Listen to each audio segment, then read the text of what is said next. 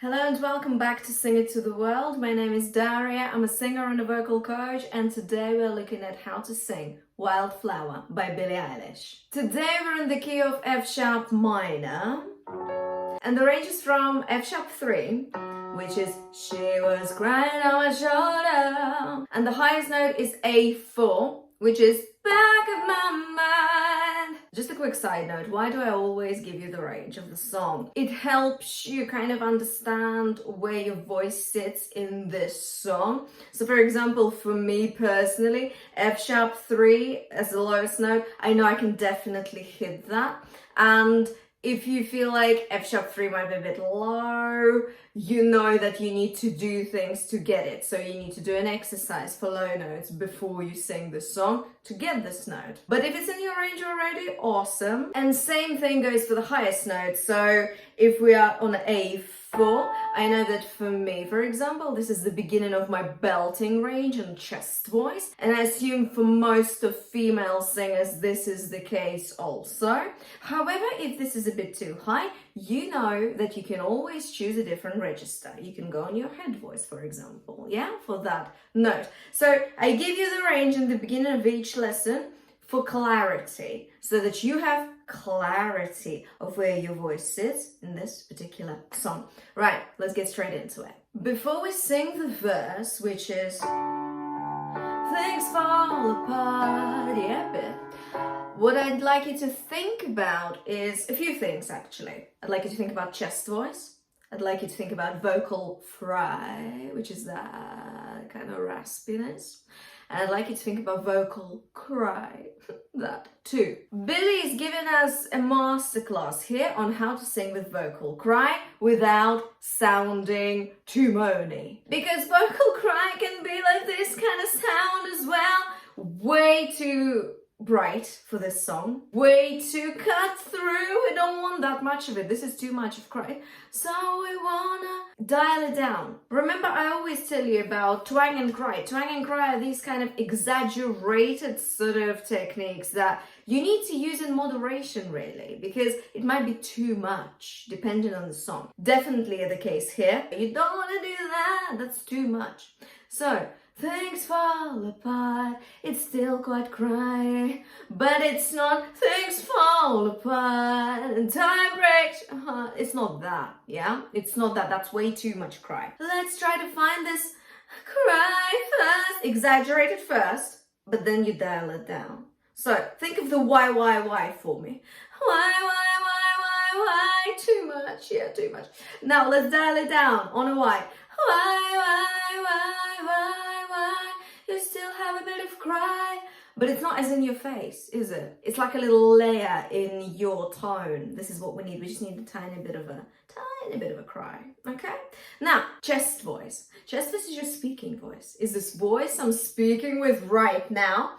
And I would suspect you would be on your chest voice for most of the song, actually, which is quite different to, for example, when we did Birds of a Feather lesson, yeah? Birds of a Feather had tons of falsetto, lots of kind of head voice falsetto-y notes. Not the case here. We are going to have some falsetto here and there, but nothing that takes over the whole song, basically. So think of that chest voice for me. If you're a guy, you would probably want to start an octave lower for this song. So my girls, we're going to start on F sharp 4, things fall apart, okay, on our chest voice. My guys, we're going to start on F sharp 3, things, yeah, I can't do that, but you do it, okay?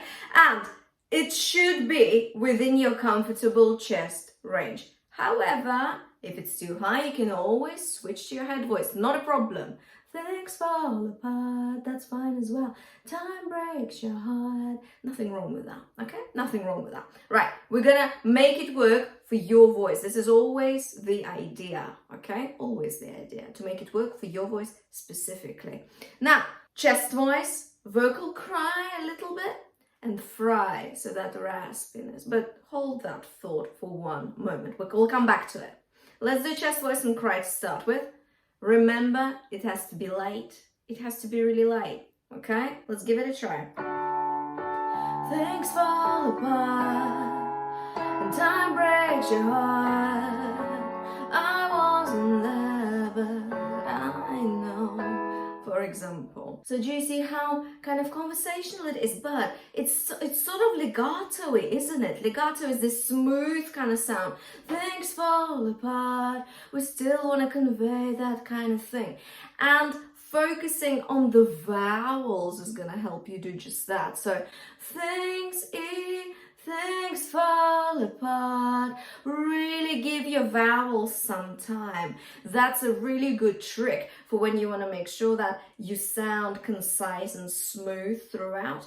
And also, let's choose points of emphasis. What's that mean? So points of emphasis is points within your phrase, within your vocal phrase, of where you sing just a little bit louder than the rest of the notes. So for instance, things fall apart and time breaks your heart. It's only ever so slightly, it's almost unnoticeable, right? But you can hear that things and time were just ever so slightly louder than the rest of it. And that makes it dynamic. Things fall apart and time breaks your heart. I wasn't there, but I know.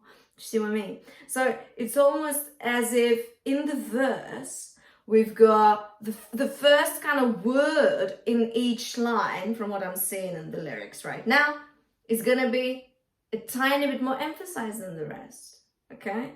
Or stuff like, she was your girl, that's the first word of the line. You showed her the world, is your emphasis there. You fell is your emphasis there too, yeah?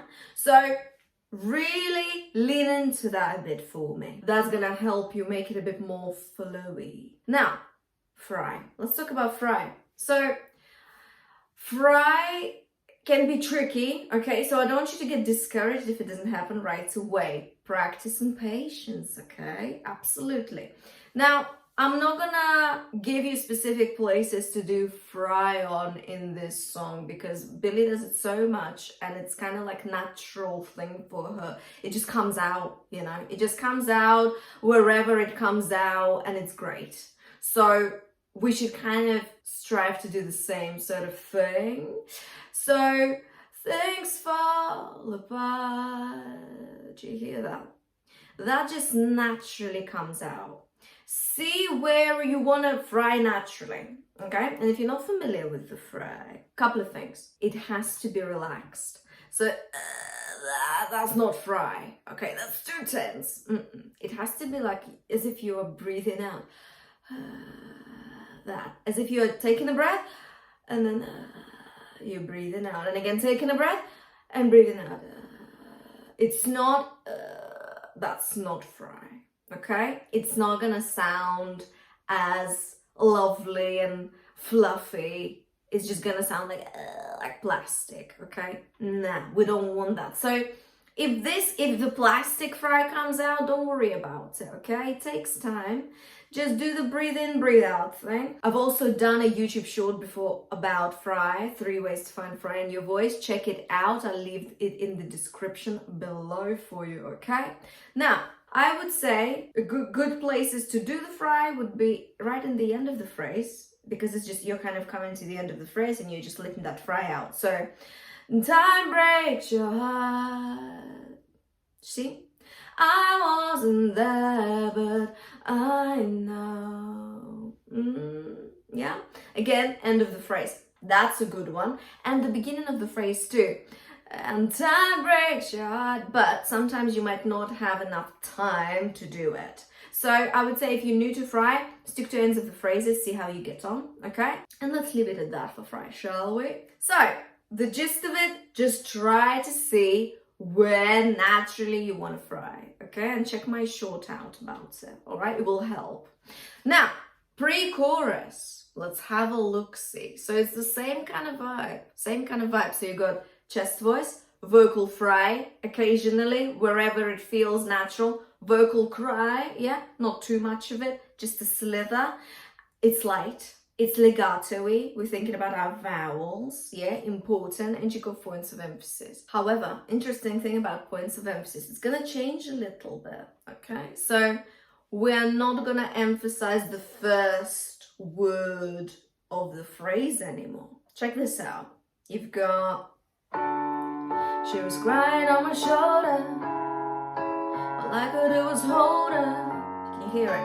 Only made us closer until July. Yeah? So this time, you've got points of emphasis towards the end of the phrase.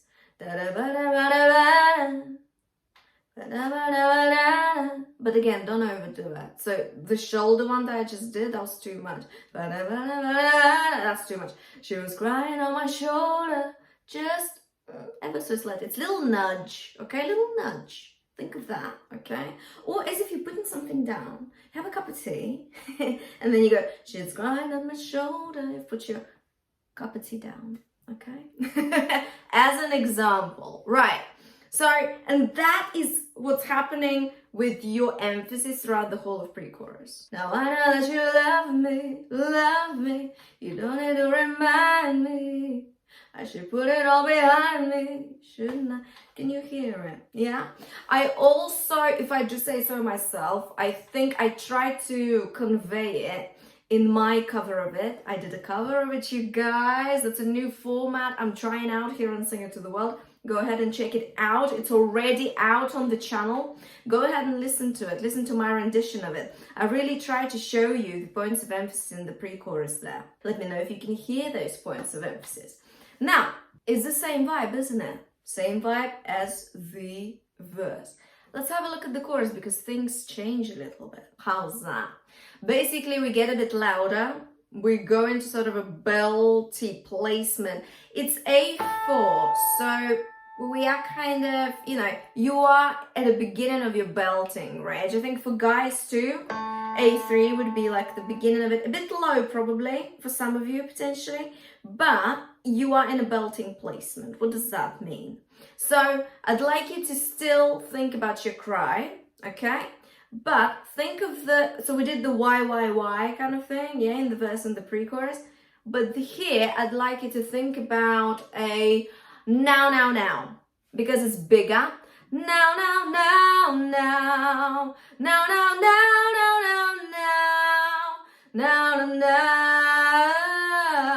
etc. Yeah? So, sing it on a now first to get the placement going. Make sure that your larynx doesn't shoot up, yeah, too high on that A4.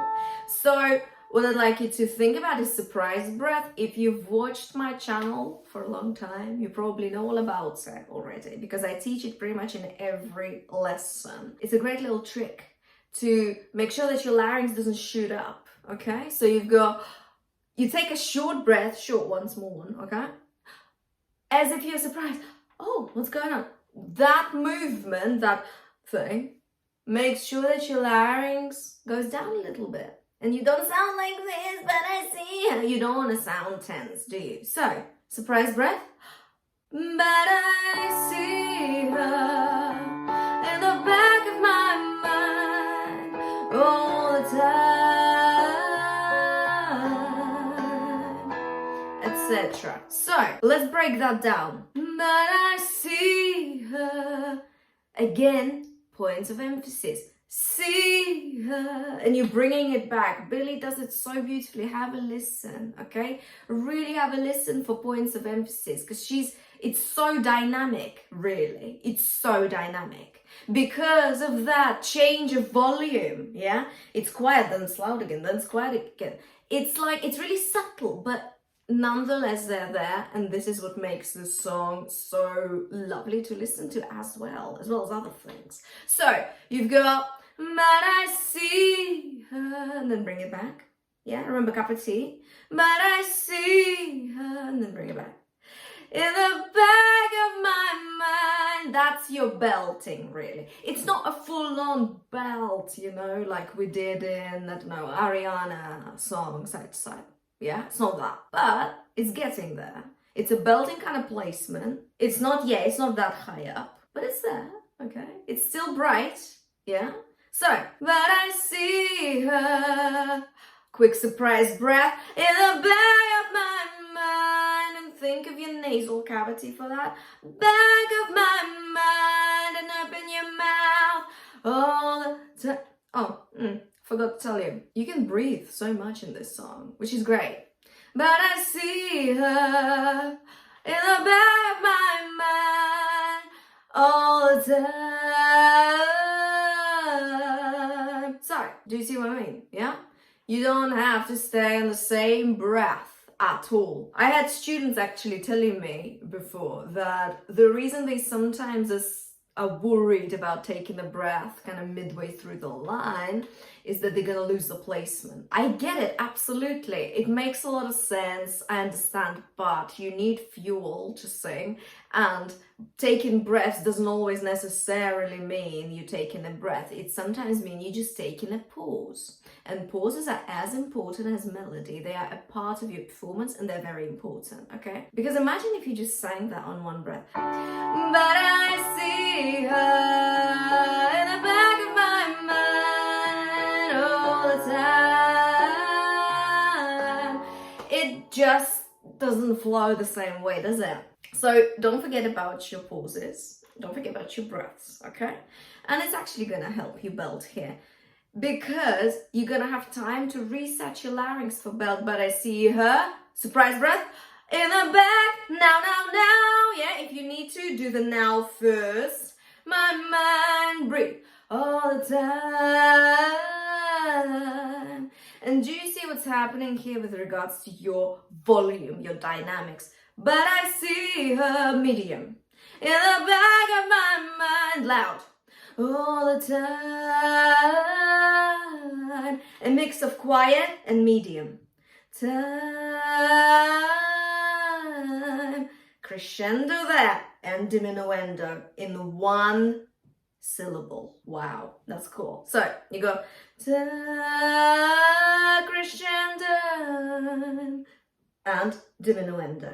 Crescendo, gradual increase of volume. Diminuendo, gradual decrease of volume. So the opposite.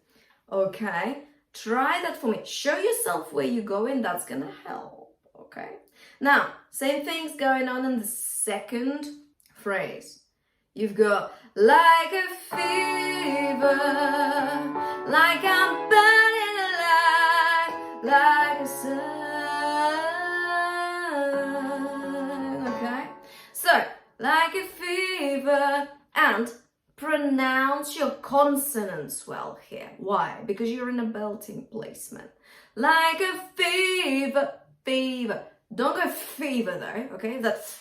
Don't do that. Do you know why? Because breathy consonants like f, like sh, like s, yeah? Breathy kind of sounds. When you sing breathy consonants, your vocal folds don't come together. Nothing's going on. So if you pop your hand here and say s, you don't feel any vibration, do you? No, because they're not coming together, because it's just air. So for belting and for something that's loud and where your vocal folds are shutting completely, you need them to shut completely. So s isn't gonna help, is it? But what's gonna help is if you kind of make it a bit snappier with your diction, the way you say it, okay? So you go fever, fever. Do you see? I'm barely saying the f. I'm saying fever. So my teeth are kind of acting as a barrier here. Like a fever, like I'm burning alive. I'm burning alive. That's very important. So you've got burning. Let's break this down. Serves as a brightness kind of consonant. Yeah. Why are we doing a lot of humming when we sing generally? Yeah. Why do we do that? Because it sort of activates your resonators here, and it's all vibrating really nicely. Yeah. And it activates your nasal resonance. But what about the B? Burning. B. When you say B, just say it for me. B. Can you hear how well your vocal folds are coming together? B. And this is what you need. This is a belting like I'm burning alive. Burning. So it's going to help you get into that belting placement. So you've got a bit of brightness, which is great as well for belting, from the M. And you've got good vocal fold closure. Yeah, your vocal folds are properly connected here with the B. So really pronounce it. Just make sure it's not B, okay? Like I'm burning alive. Make it snappy, okay? And alive. Give that L a bit more time, because again, L is your nasal consonant. It's gonna keep that brightness going for you for the belt, which is amazing, which is exactly what we need. And the like a sun, GC, same as time, yes, time, same thing. So you've got crescendo and then diminuendo. Sun. If you're struggling with that, start quieter, okay? Sun. Don't start loud straight away, because you can't really go far from being loud already into going louder. It's hard to do that, and it's not really going to give you much dynamic. However, if you start even quieter, yeah, that's going to give you a bit of room to do the crescendo, okay? Right, and then after this, you've got Did I Cross the Line, which is really quiet, yeah?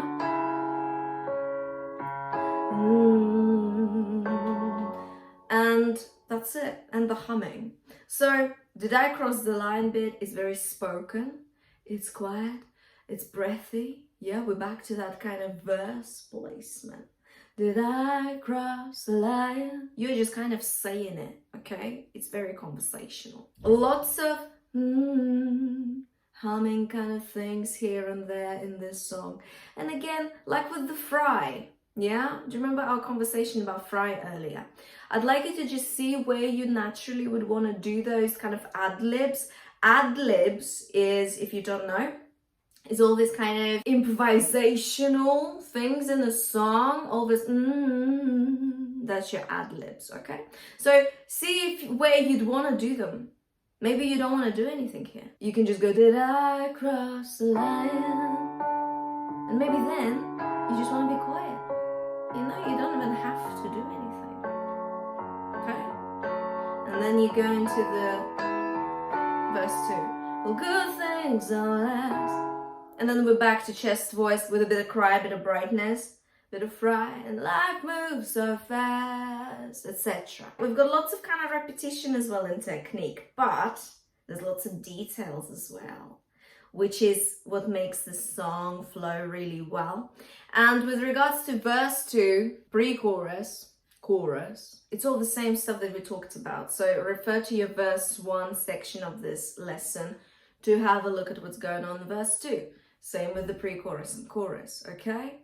So, and that's it in a nutshell. Let me know in the comments below how you found having lyrics on the screen this time. Let me know if this was helpful, if this was useful for your practice. If you're new here on Sing It to the World, I've done plenty of Billie Eilish lessons in the past already, so go ahead and check them out. I will leave the links in the description below as always. Give this video a like and a share, and subscribe to Sing It to the World for more videos. I'll see you next time.